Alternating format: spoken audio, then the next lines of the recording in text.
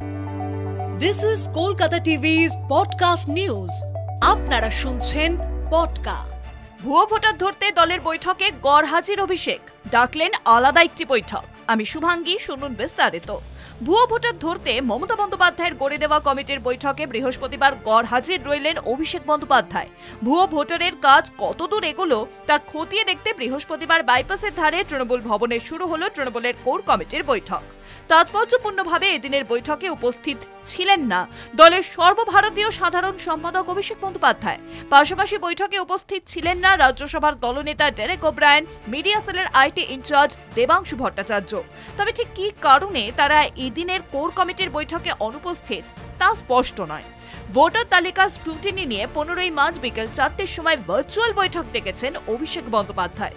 অভিষেকের অনুপস্থিতি শাসক দলের ভিতরে আবার নতুন জল্পনার জন্ম দিয়েছে। কেন অভিষেক এলেন না তা নিয়ে আলোচনাও শুরু হয়েছে। বৈঠকে উপস্থিত এক প্রবীণ নেতা আবার বলেছেন, কে এলেন না জানি না।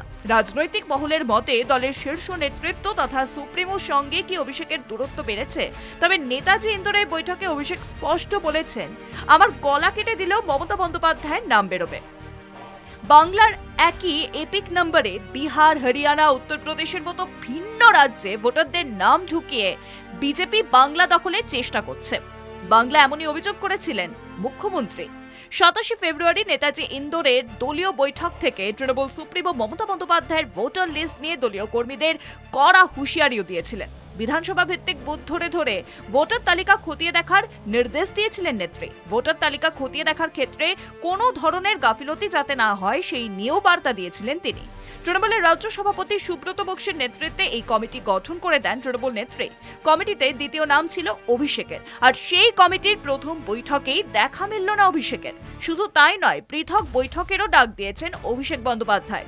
ভোটার তালিকার স্ক্রুটিনি নিয়ে 15ই মার্চ বিকেল 4টের সময় ভার্চুয়াল বৈঠক ডেকেছেন অভিষেক বন্দ্যোপাধ্যায়।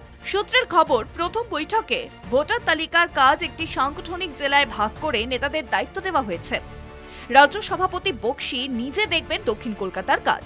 14ই মার্চের মধ্যে জেলা ভিত্তিক কমিটিতে ভোটার তালিকা স্ক্রুটিনি নিয়ে নিজেদের মধ্যে সভা করে নেবে। কোর কমিটির একজন সদস্যকে 2 থেকে 3টি জেলার দায়িত্ব দেওয়া হয়েছে।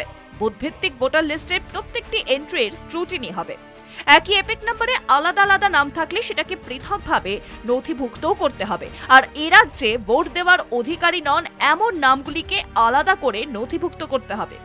অন্যায় বা অযাচিতভাবে ভোটার তালিকা থেকে যে সমস্ত নাম বাদ গিয়েছে সেগুলিকে পুনরায় নথিভুক্ত করতে হবে। অনলাইনে আবেদনের মাধ্যমে যে সমস্ত ভোটারের নাম নথিভুক্ত হয়েছে সেগুলিকে বিশেষ নজরদারি রাখতে হবে। 2025-এর ভোটার তালিকায় বিধানসভা ভিত্তিক প্রত্যেকটি বুথের প্রতিটি পার্টে ভোটারদের সঙ্গে যোগাযোগের মাধ্যমে স্ক্রুটিনি করতে হবে। আর এই একই সঙ্গে ভোটার তালিকার সত্যতাও যাচাই করতে হবে। শুনুন পডকা, রাত দিন 7 দিন।